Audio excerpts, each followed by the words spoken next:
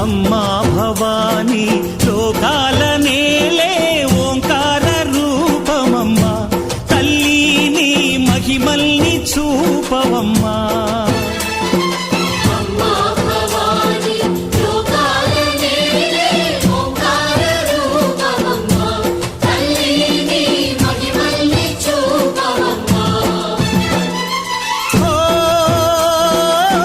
సృష్టికే దీపమా, శక్తికే మూలమా, సింహరథమే నీదమ్మా. అమ్మ దుర్గమ్మ భక్తులను దీవించుమా.